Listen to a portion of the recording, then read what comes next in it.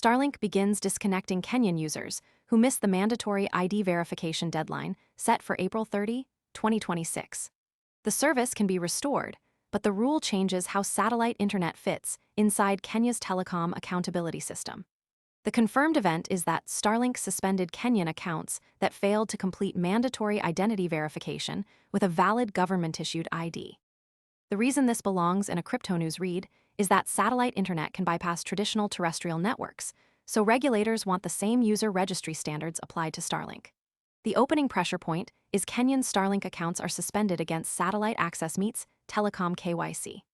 The first confirmed detail is users missed the April 30 deadline, and the immediate reason to care is that service is suspended until verification. That means the viewer should track verified accounts and regulator guidance, instead of treating the first reaction as the whole story. The baseline keeps the story grounded. The confirmed baseline is a mandatory registration directive for all Starlink customers in Kenya. The evidence says about 22,000 subscribers are expected to comply with the directive. Without that frame, it is too easy to treat the event as bigger or cleaner than the evidence supports. The two facts that set the baseline are clear. The rule applies to all Kenyan customers, and about 22,000 subscribers are in scope. That frame keeps April 30 ID deadline has passed connected to the actual consequence, rather than floating as an isolated statistic. Most people arrive after the move is obvious and the easy upside is gone. We focus on serious crypto education and high-quality signals before the crowd rushes in, so you can understand the setup earlier and move sooner. If you want that edge, visit the link below now. In the Starlink begins disconnecting story, the mechanism is straightforward but important. The mechanism is telecom KYC, linking each account to a verified physical identity before service can continue. Suspended users are blocked from using their hardware until verification is submitted and approved. The viewer should focus on how that mechanism changes access, risk, cost, or trust.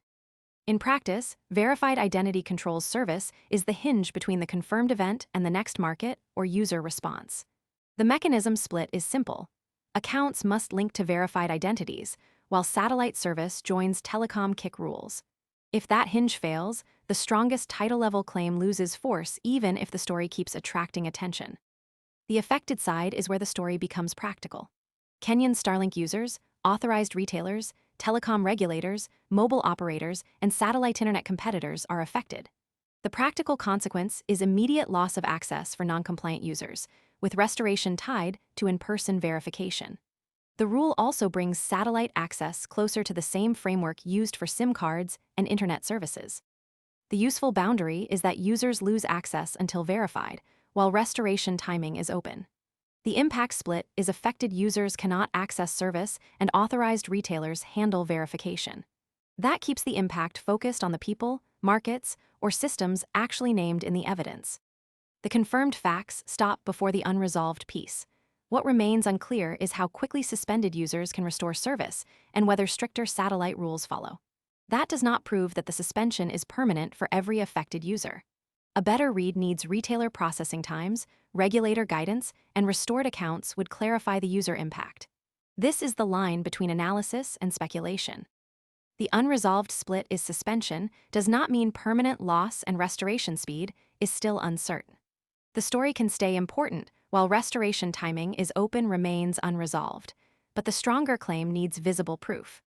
Most people arrive after the move is obvious and the easy upside is gone.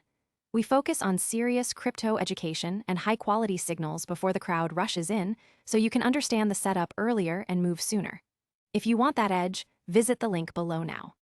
The clean trigger to track is this: watch verification cues, restored account reports, and any new guidance from Kenya's Communications Authority. If users complete ID checks and service resumes, the story can move from suspension notices into verification restore. For Starlink begins disconnecting, that is the follow-through that matters. The trigger split is restored accounts are the main signal, and new CA guidance could widen the rule. If that trigger does not arrive, the story may stay in suspension notices longer than early attention suggests. If it does arrive, verification restore becomes easier to evaluate with facts instead of assumptions.